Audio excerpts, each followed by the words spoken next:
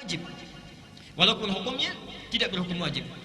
Ternyata ada keistimewaan-keistimewaan yang ditunjukkan oleh Al-Quran sekaligus sunnah Nabi SAW yang memberikan begitu banyak keistimewaan yang khusus diberikan pada orang yang tahajud, dan tidak akan pernah keistimewaan ini diberikan pada orang-orang yang tidak tahajud sekalipun sholat fardunya itu sempurna. Misal sholat fardu yang 5 waktu dia wajib, bagus, khusyuk ditunaikan, baik dilakukan karena Allah, tapi tidak tahajud, dia tidak akan dapat kemuliaan-kemuliaan ini. Apa diantaranya? Satu, Rasulullah menyampaikan dalam hadis riwayat Muslim nomor hadis 1163, beliau menyampaikan afdalus salati ba'dal fardhati salatul laili. Afdalus salati, salat yang paling utama ba'dal fardhati, setelah salat fardhah itu, maksudnya yang 5 waktu, dari mulai subuh, zuhur, asar, maghrib kemudian isya, itu yang paling utama, yang paling bagus salatul laili, salat yang ditunaikan pada malam hari, yaitu yang dimaksud salat tahajud. Jadi sifatnya saja sudah disebut oleh Nabi sebagai salat yang sangat utama. Satu. Yang kedua, apa rincian dari keutamaan ini? Mari kita lihat pelan-pelan. Satu, disebutkan oleh Allah dalam Al-Quran surah 73 Al-Muzammil. Surah Al-Muzammil kemarin pernah kita bahas, ayat yang ke-6, inna nasyi'atal laili hiya ashaddu wat'aw wa aqwamu qila. Satu, ini kata Quran, sifat kekhusyuannya saja, sifat kekhusyuannya, salat malam itu kalau ditunaikan akan lebih khusyuk, lebih menyentuh ke dalam jiwa dibandingkan dengan salat yang ditunaikan di siang hari. Subhanallah. Inna nasyi'atal laili, sungguh bangun malam itu, hiya asyaddu wat'aw wa aqwamu qila, dia akan lebih menyentuh ke dalam jiwa, wa aqwamu qila, dan memberikan semangat yang kuat tatkala kita menyebutkan berbagai permohonan kepada Allah.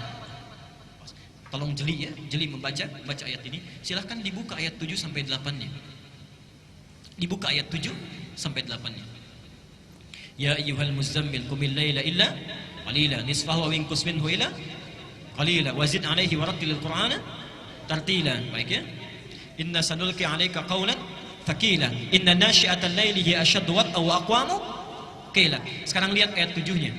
Innalaka fin nahari sabhan tawila. Saya berikan rahasianya di sini ya. Yang buka mushaf, saya tidak tuliskan di sini. Yang bawa mushaf, coba dibuka juga tafsirnya surah Al-Insan. Al-Insan ayat 26. Bukan Al-Ihsan ya, karena nggak ada Al-Ihsan di Quran. Al-Insan. Al-Insan ayat 26.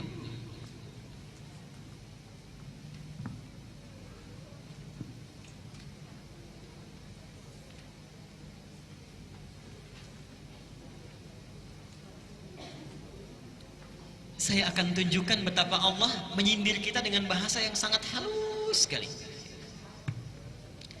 Kita buka di surat 73 dulu.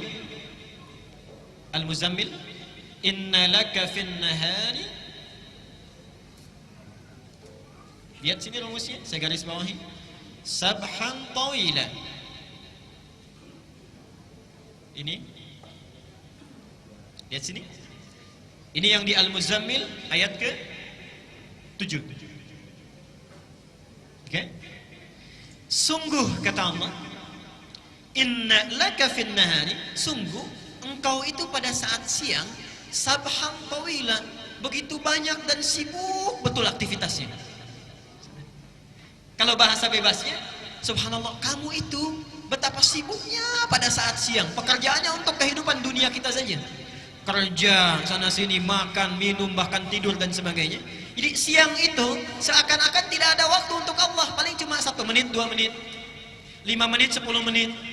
Kadang-kadang sholatnya juga kalau ada rapat buru-buru. Ibu juga misalnya sedang sholat, dengar ada diskon, kadang-kadang buru-buru. Subhanallah. Innalaka fin nahari sabhan tawila. Kata Allah, kamu itu saat siang begitu sibuk luar biasa. Wadhkur isma rabbika wa tabattal ilaihi tabtila. Subhanallah. Perhatikan di sini ya. Kata Allah, kenapa tidak luangkan waktu sedikit saja di malam hari agar engkau bisa berzikir kepadaku? Siang hari kita sibuk dengan makhluk, kapan waktunya untuk sang Khalik? Sedangkan setiap waktu Allah memperhatikan kita. Dan hebatnya manusia, kalau lagi butuh cepat ke Allahnya minta gitu kan. Allah menyindir kita dengan sangat halus. Anda itu siang kok sibuk sekali. Kalau malam dipakai apa? Sudah siang sibuk, malam tidur juga. Siangnya sibuk, wa ja'alna an-nahara ma'asha, sibuk beraktivitas, malamnya tidur. Cita-cita masuk surga. Cita-cita masuk surga. Kata Allah, subhanallah, wadhkur isma rabbika wa tabattal ilaihi tabdila. Kenapa tidak luangkan waktu sedikit saja untuk menyebut nama Tuhanmu, mendekat kepada Allah? Baik. Nah, disebut di ayat lain di Al-Insan itu, di Al-Insan maaf, ayat ke-26. Perhatikan di situ. Wa minal laili fasjud lahu wasabbihhu lailan tawila. Lailan tawila. Dan di antara sementara malam, tidak usah semuanya. Allah nggak minta kita semua malam, tidak. Sedikit saja kita bangun. Kemudian sujud kita, salat pada Allah. Wasabbihhu, dan banyak bertasbih menyebut namanya. Lailan tawila. Lihat sini sebentar. Garis bawahi dulu. Saya tidak akan menafsirkan yang ini dulu. Saya akan tafsirkan yang ini dulu. Bapak Ibu sekalian, perhatikan bedanya Allah dengan makhluk, sang Khalik dengan makhluk. Kalau makhluk minta, manusia minta, biasanya setiap permintaan dan perintahnya itu harus ada kompensasi, timbal balik. Sifat kedua, kalau diminta sekali masih mungkin beri, walaupun kemungkinannya juga belum tentu diberi. Walaupun kemungkinannya belum tentu diberi. Pak, boleh minta kertas satu? Mungkin diberi. Boleh minta handphonenya? Belum tentu diberi, baik kan? Belum tentu diberi. Minta sekali diberi, kedua kali belum tentu diberi, 3 kali bisa marah. Sang Khalik lain, diminta sekali senang, 2 kali lebih senang, berkali-kali sangat senang. Tidak minta malah marah, tidak minta malah marah. Dan hebatnya ketika Allah menyindir kita untuk coba bangun sedikit saja, tujuannya bukan supaya kita menunaikan sholatnya, bukan. Tapi Allah tahu bahwa barangkali saat kamu sibuk itu kamu punya banyak masalah. Subhanallah. Ini sindiran sangat halus sekali, seakan-akan dengan sifat rahmatnya. Hai hambaku, barangkali engkau saat sibuk di siang hari, waktu kamu itu padat, barangkali punya masalah. Coba bangun sedikit saja, saya selesaikan masalah yang kamu miliki pada saat siang itu. Apa masalahnya? Coba lihat. 1, lihat kata Allah pahalanya Al-Isra ayat 79 sampai 82. Saya cepat, saya uraikan pertemuan yang lalu. 1, wa minal laili fatahajjad bihi nafilatan laka asa 1 ayyab'atsaka rabbuka maqaman mahmuda. Allah akan angkat derajat, karir, pekerjaan orang yang punya masalah ditempatkan di karir terbaik. Seakan-akan saat malam antum sibuk kalau bekerja siang hari, malam itu ditunggu. Ada nggak yang punya masalah di pekerjaannya? Wa qur rabbi adkhilni mudkhala sidqin. Ya Allah, mohon bimbing kami memulai pekerjaan ini dengan baik. Orang yang tahajudnya itu bangun dia ditunaikan, maka Allah akan bimbing dia mengawali aktivitasnya dengan bimbingan terbaik. Wa akhrijni mukhrajas sidqin. Subhanallah. Kalau dia memiliki kesulitan dimanapun itu, misal di pekerjaan, misal di rumah, misal dalam kehidupan harian, itu dibimbing oleh Allah, dilepaskan dari segala persoalan yang dialami. Waj'alni min ladunka sultanan nasira. Kalau diganggu oleh orang lain, langsung Allah yang menolongnya. Pak Ibu sekalian, kita ini aneh. Kita merasa punya kesulitan, Allah sedang menunggu kita, tapi kita abai. Padahal ketika Allah minta kita bangun, nggak usah banyak-banyak, sedikit saja. Saya tahu kamu sibuk nanti siang hari. Bangun sebentar saja. Kalau kamu bangun, silahkan punya persoalan apa, saya selesaikan setiap persoalan yang engkau bawa saat siang itu. Kalau orang sudah merasa kenikmatan dengan tahajud, maka sifatnya akan lain. Dia 1 kali bangun misalnya, diberikan oleh Allah anugerah tahajud, ada kenikmatan di dalamnya, dipuji oleh Allah, mendapatkan keutamaan kebaikan. Ketika kenikmatan dunia saja sudah dirasakan, subhanallah, lihat. Wa qul ja'al haqqu wa zahaqal batilu innal batila kana. Begitu tahajud dia diberikan janji Allah dengan pasti, yakin di situ. Dia katakan, benar ternyata janji Allah. Dinikmati tahajudnya, malam tadi yang cuma 2 rakaat, besoknya lailan tawila. Jadi yang ini menunjuk kepada orang yang berhasil tahajudnya, Yang tadinya sabhan tawila, sekarang dibalik sabhan tawila siangnya, lailan tawila malamnya.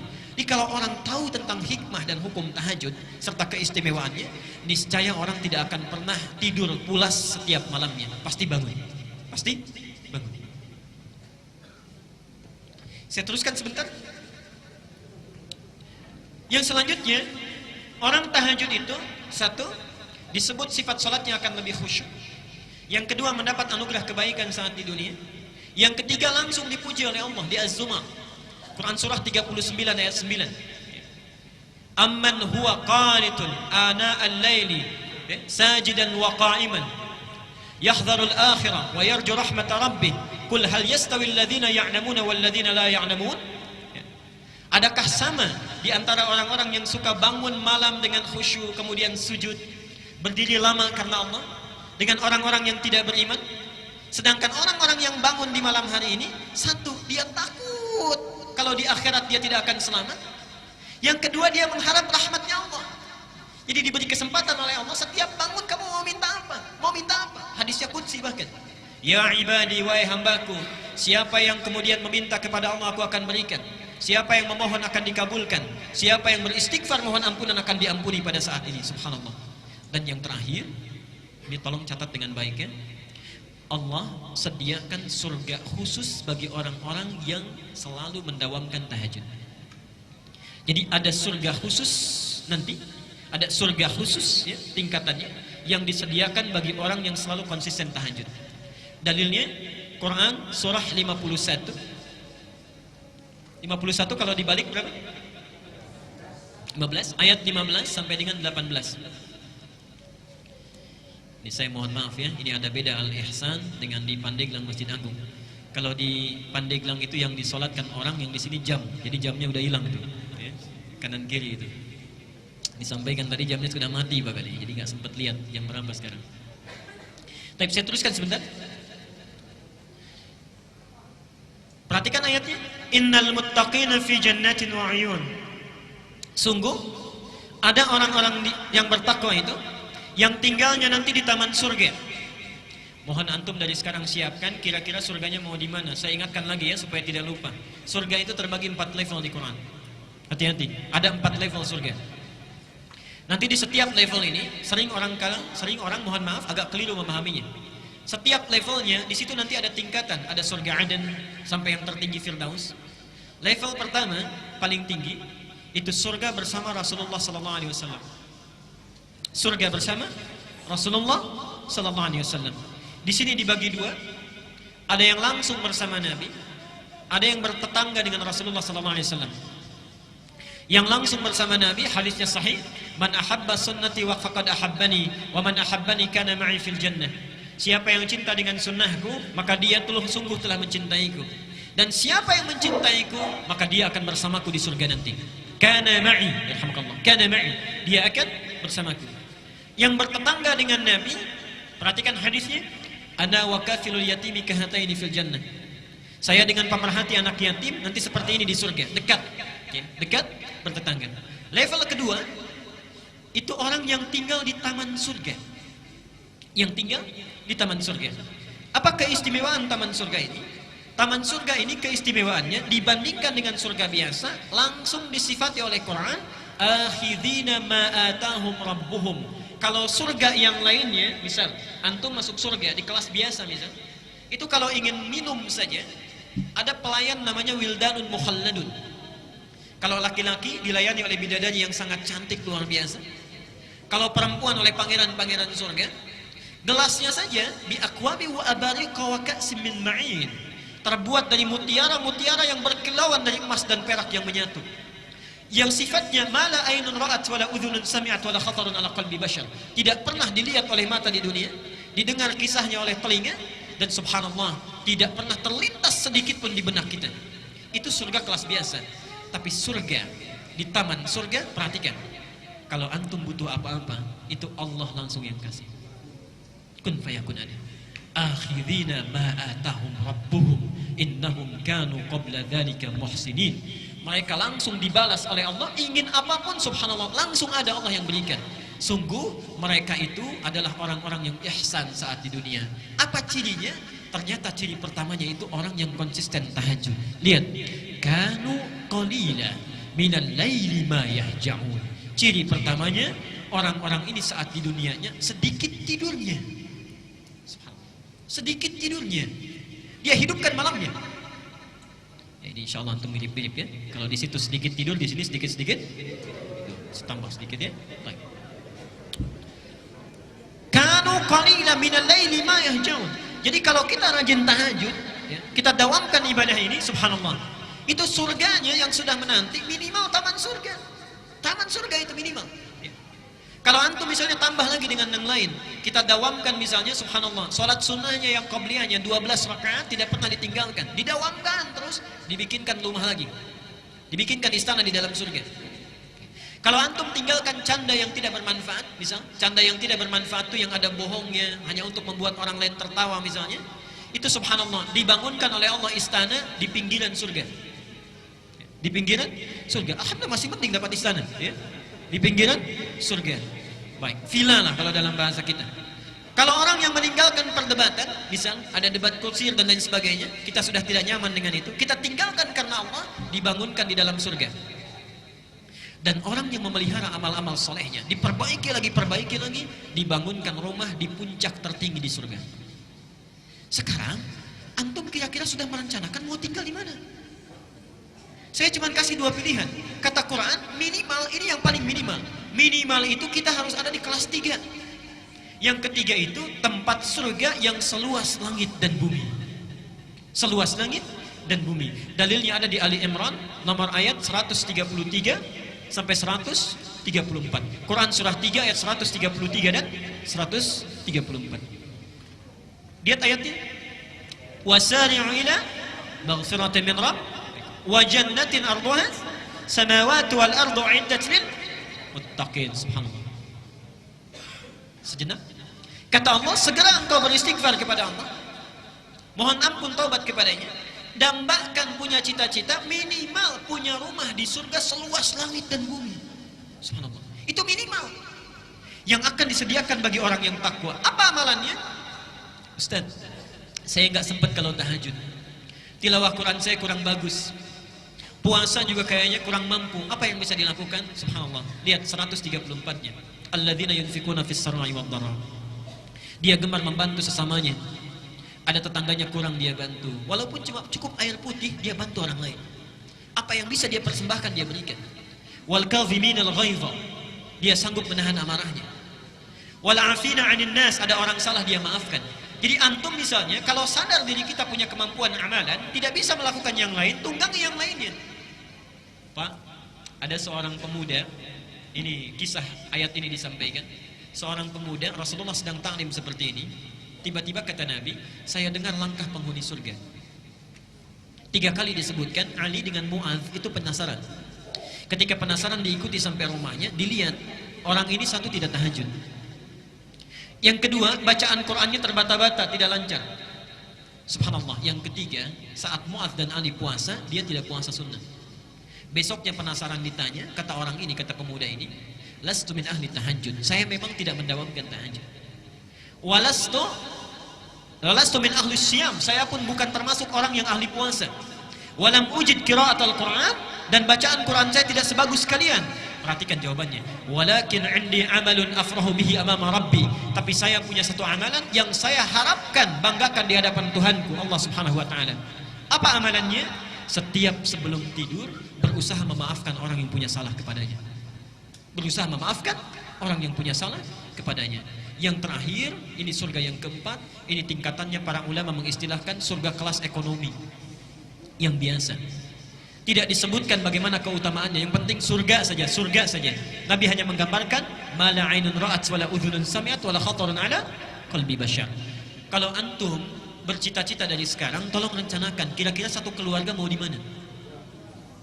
Awas ya, ini saya serius. Jangan sampai ibunya itu ada di tingkat 3, bapaknya di tingkat 2. Yang menarik, anaknya di tingkat 1. Awas, hati-hati. Berlaku hadis Nabi, saat kita masuk surga, dibukakan pintu surga, itu baru masuk, tempatnya belum. kita memiliki tempat kita, itu diminta baca Quran dulu.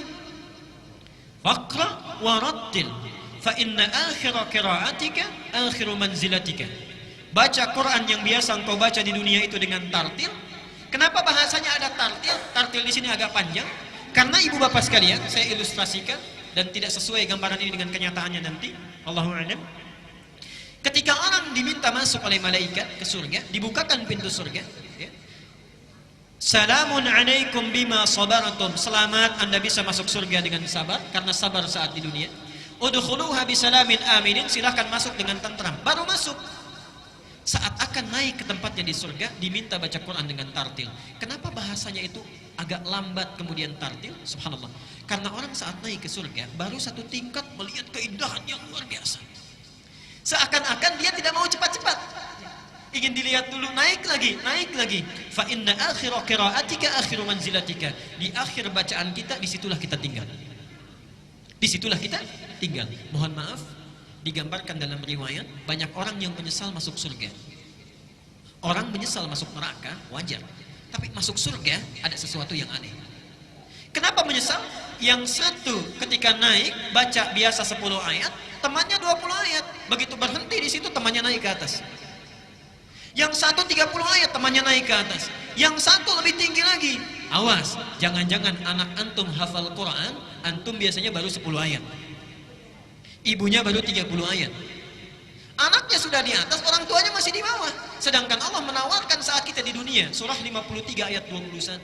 Allah menyediakan satu surga untuk keluarga besar. Walladzina amanu wattaba'athum dzurriyyatuhum biimanin alhaqna bihim dzurriyyatahum. Dan para orang tua yang beriman, kalau diikuti oleh anak cucunya baik seluruhnya, maka kami akan himpun mereka di satu tempat di surga langsung. Satu tempat di surga. Baik. Karena itu saya mohon, saat ini kalau kita belajar tahajud, bapak kalau bangun jangan sendirian, Pak. Lihat, rencanakan dengan istri, Ma, kita bangun malam ini.